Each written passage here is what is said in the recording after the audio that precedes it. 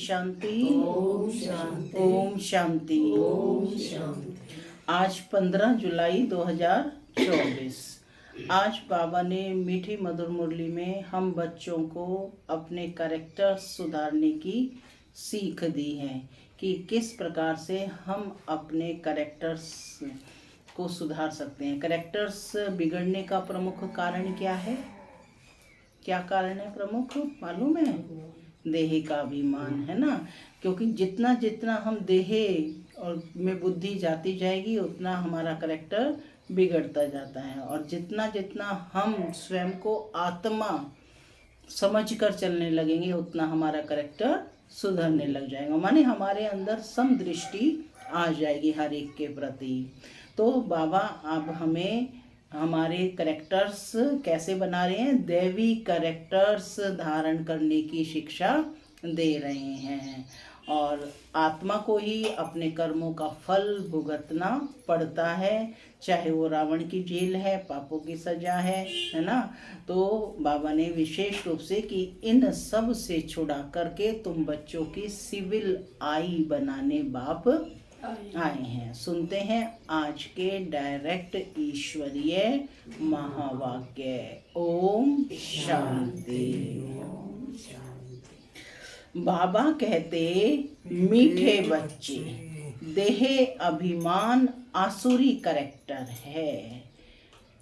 देह अभिमान आसुरी कैरेक्टर है, उसे बदल दैवी कैरेक्टर्स धारण करो तो रावण की जेल से छूट जाएंगे। किससे छूट जाएंगे? रावण की जेल से छूट जाएंगे। प्रश्न है, हर एक आत्मा अपने पाप कर्मों की सजा कैसे भोगती है? हर एक आत्मा अपने पाप कर्मों की सजा कैसे भोगती है? उससे बचने का साधन क्या है? उत्तर, हर एक अपने पापों की सजा एक तो गर्भ जेल में भोगते हैं और दूसरा रावण की जेल में अनेक प्रकार के दुख उठाते हैं। बाबा आया है तुम बच्चों को इन जेलों से छुड़ाने। इनसे बचने के लिए बाबा कहते सिविलाइज्ड बनो। ओम शांति। मन में आत्मा शांत स्वरूप हूँ, शांति मेरा स्वधर्म है। बाबा कहते, मीठे बच्चे अब घर वापस जाना है। शिव भगवान वाच, ड्रामा के प्लान अनुसार बाप बैठ समझाते हैं। बाप ही आकर रावण की जेल से छुड़ाते हैं, क्योंकि सब क्रिमिनल पाप आत्माएं हैं। सारी दुनिया के मनुष्य मात्र क्रिमिनल होने के कारण रावण की जेल में हैं। फिर जब शरीर छोड़ते हैं तो भी गर्भ जेल में जाते हैं। बाप आकर दोनों जेल से छुड़ाते हैं। फिर तुम आधा कल्प रावण की जेल में भी नहीं और गर्भ जेल में भी नहीं जाएंगे। तुम जानते हो बाप धीरे धीरे पुरुषार्थ अनुसार हमें रावण की जेल से और गर्भ जेल से छुड़ाते रहते हैं। बाप बताते हैं तुम सब क्रिमिनल हो रावण राज्य में, फिर राम राज्य में सब सिविलाइज्ड होते हैं। कोई भी भूत की प्रवेशता नहीं होती है। देह का अहंकार आने से ही फिर और भूतों की प्रवेशता होती है। सब भूतों का क्या है? देह अभिमान। अब तुम बच्चों को पुरुषार्थ कर देही अभिमानी बनना है। देह में रहने वाली आत्मा देही है ना, देही अभिमानी बनना है। जब ऐसे लक्ष्मी नारायण बन जाएंगे तब ही देवता कहलाएंगे। अभी तो तुम ब्राह्मण कहलाते हो। कौन बैठे हो? ब्राह्मण। रावण की जेल से छुड़ाने के लिए वहां पाकर पढ़ाते भी हैं, और जो सब करेक्टर्स बिगड़े हुए हैं वह सुधारते भी हैं। आधा कल्प से करेक्टर्स बिगड़ते बिगड़ते बाबा कहते बहुत बिगड़ गए हैं। इस समय है तमो प्रधान कैरेक्टर्स, दैवी और दैवी कैरेक्टर्स बनाना है, तब ही आसुरी कैरेक्टर्स से छूटते जाएंगे। आसुरी कैरेक्टर्स में देह अभिमान है नंबर 1। देही अभिमानी के कैरेक्टर्स कभी बिगड़ते नहीं हैं, सारा मदार कैरेक्टर्स पर है। देवताओं का कैरेक्टर कैसे बिगड़ता है? कैसे बिगड़ता है देवताओं का कैरेक्टर्स? जब वे वाम मार्ग में जाते हैं, अर्थात विकारी बनते हैं, तब कैरेक्टर्स बिगड़ते हैं।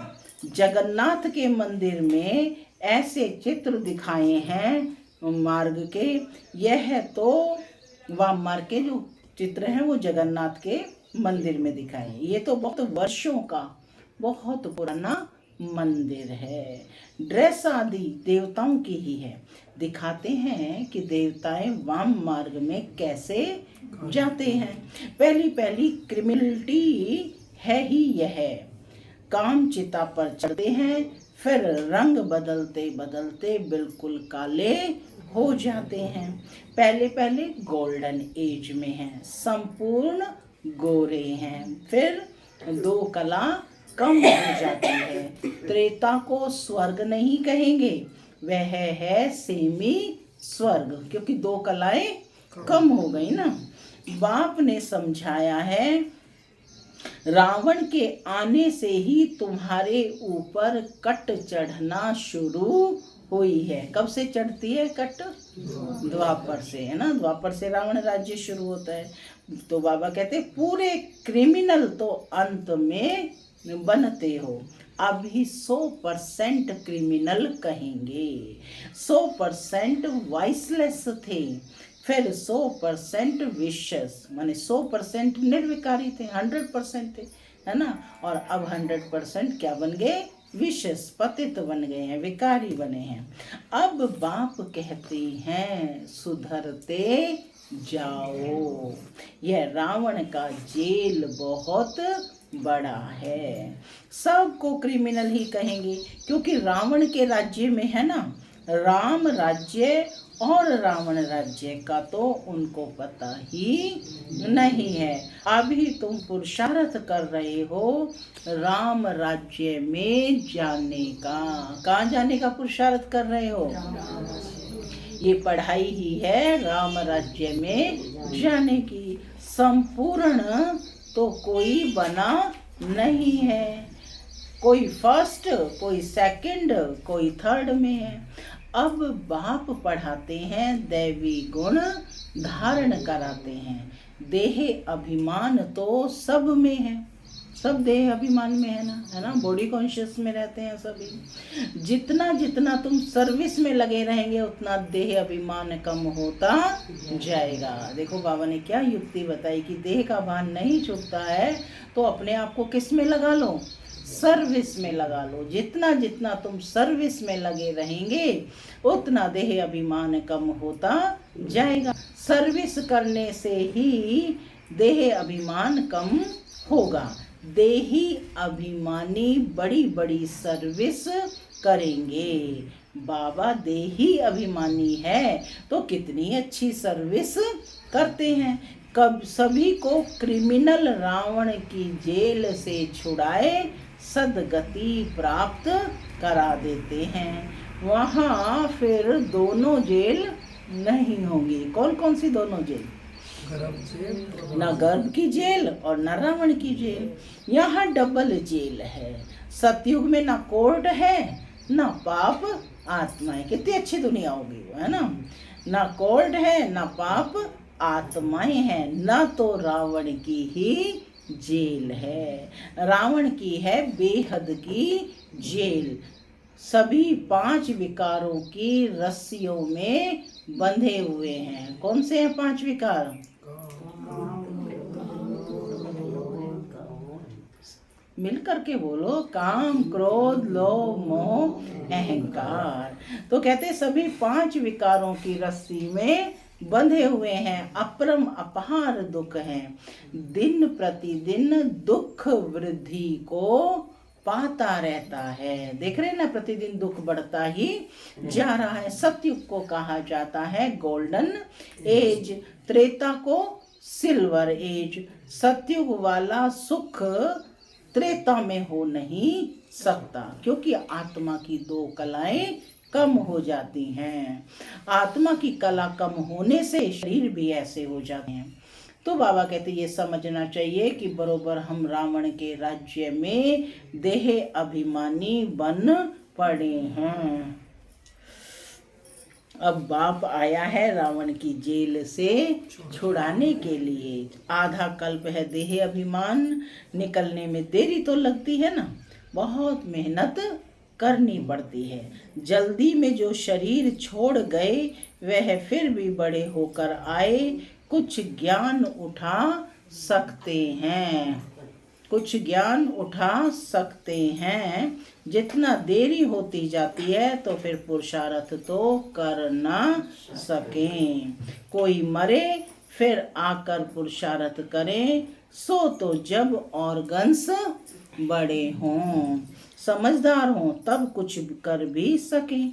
देरी से आने वाले तो कुछ सीख नहीं सकेंगे। जितना सीखें उतना सीखें, इसलिए मरने से पहले पुरुषार्थ करना चाहिए। जितना हो सके इस तरफ आने की कोशिश जरूर करेंगे। इस हालत में बाबा कहते बहुत आएंगे। झाड़ वृद्धि को पाएगा, समझानी तो बहुत सहज है।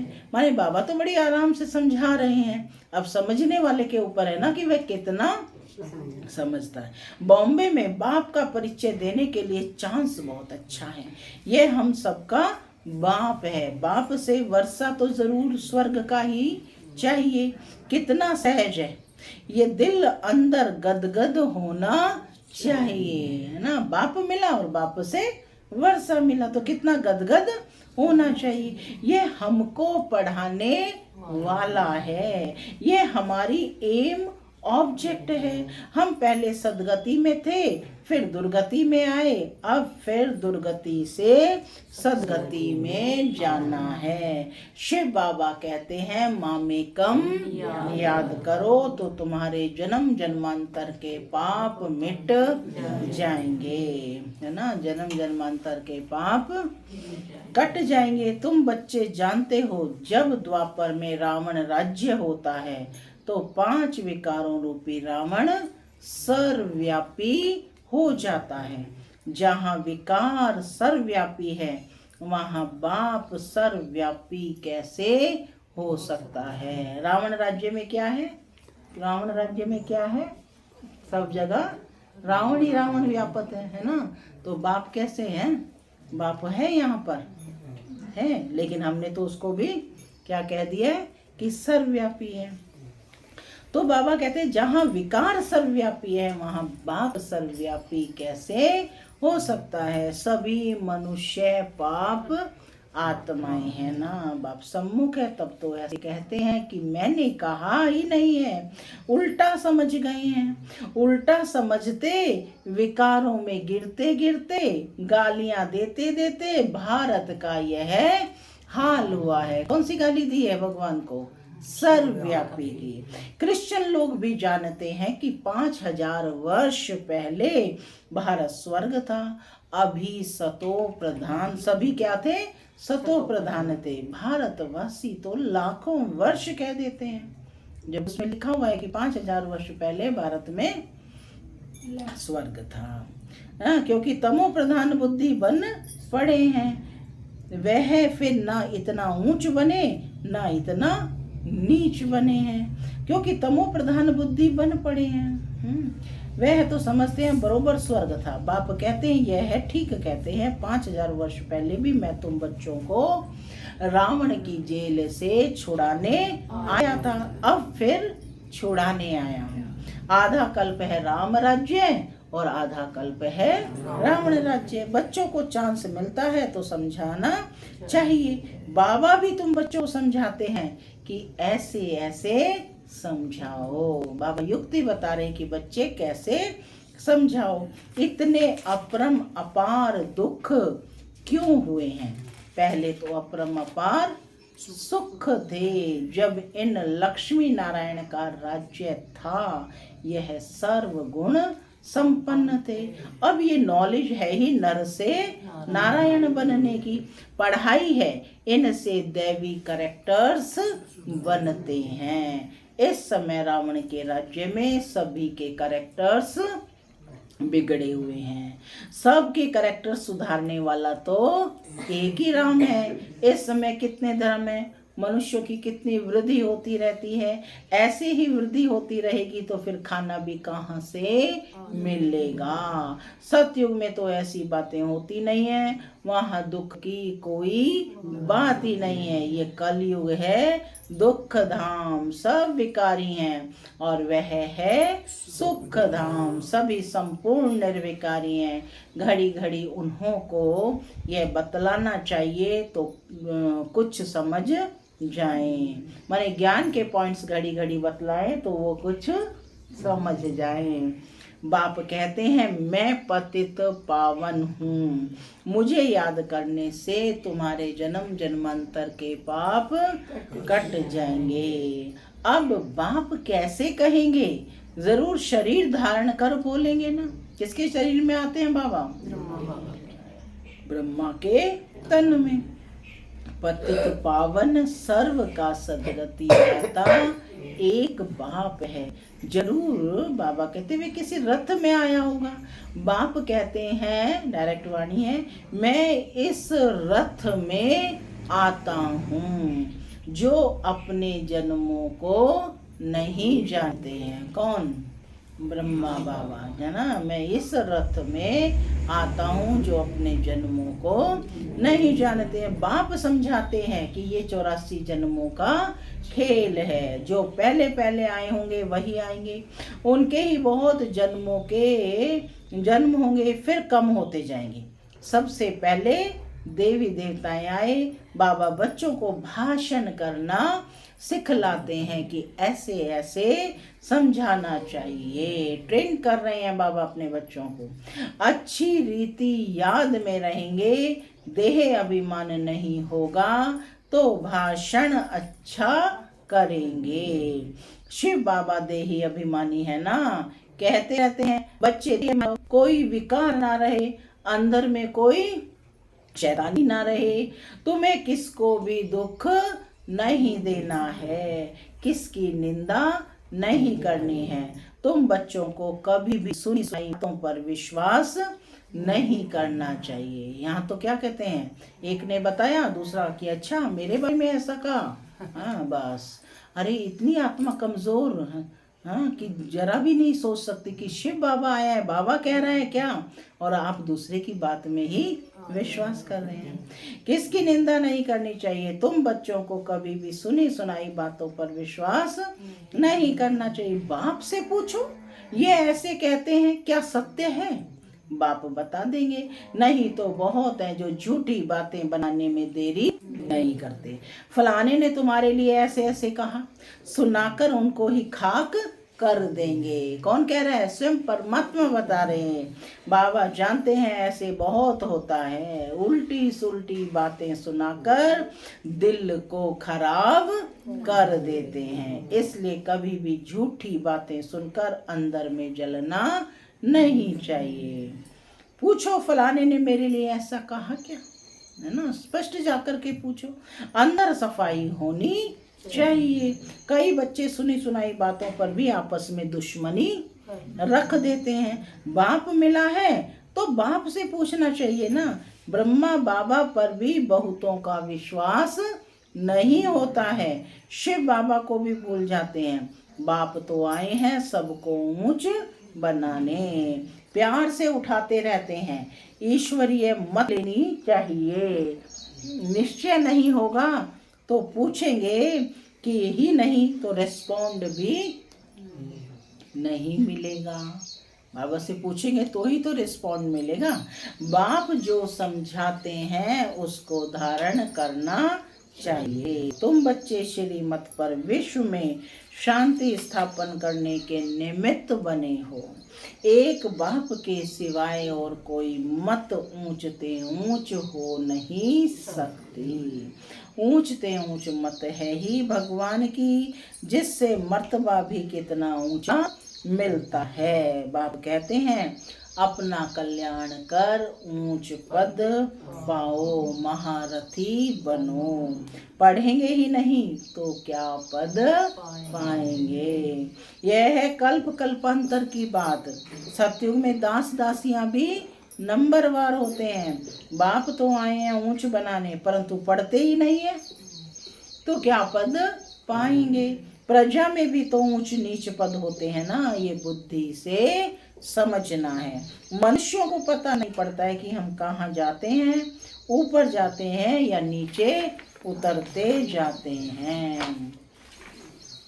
बाप आकर तुम बच्चों को समझाते हैं कहाँ तुम गोल्डन सिल्वर एज में थे और कहाँ आयरन एज में आए हो। इस समय तो मनुष्य मनुष्य को खा लेते हैं।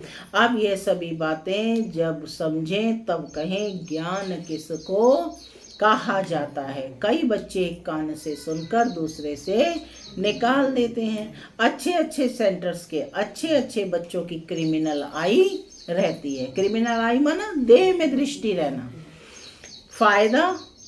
फायदा नुकसान इज्जत की परवाह थोड़े ही रखते हैं। मूल बात है ही पवित्रता की। इस पर ही कितने झगड़े होते हैं। बाप कहते हैं ये काम महा शत्रु है, इन पर जीत पहनो तब ही जगत जीत बनेंगे। देवताएं संपूर्ण निर्विकारी है ना, आगे चल समझ ही जाएंगे, स्थापना हो जाएगी। अच्छा मीठे मीठे सिक्के लदे बच्चों प्रति माता पिता बाप दादा का याद प्यार। गुड मॉर्निंग रूहानी बाप की रूहानी बच्चों को नमस्ते। हम रूहानी बच्चों की रूहानी माता पिता बाप दादा को याद प्यार। गुड मॉर्निंग और नमस्ते नमस्ते। सदा रहो हंसते बनो फरिश्ते। धारणा के लिए मुख्य सार। पहला, कभी भी सुनी सुनाई बातों पर विश्वास कर अपनी स्थिति खराब नहीं करनी है। अंदर में सफाई रखनी है। झूठी बातें सुनकर अंदर में जलना नहीं है। ईश्वरीय मत ले लेनी है। दूसरा, देही अभिमानी बनने का पूरा पुरुषार्थ करना है। किसी की भी निंदा नहीं करनी है। फायदा नुकसान और इज्जत को ध्यान में रखते हुए क्रिमिनल आई को खत्म करना है। बाप जो सुनाते हैं उसे एक कान से सुनकर दूसरे से निकालना नहीं है। आज का वरदान है, त्रिकालदर्शी की सीट पर सेट हो हर कर्म करने वाली शक्तिशाली आत्मा भव। त्रिकालदर्शी की सीट पर सेट हो हर कर्म करने वाली शक्तिशाली आत्मा भव।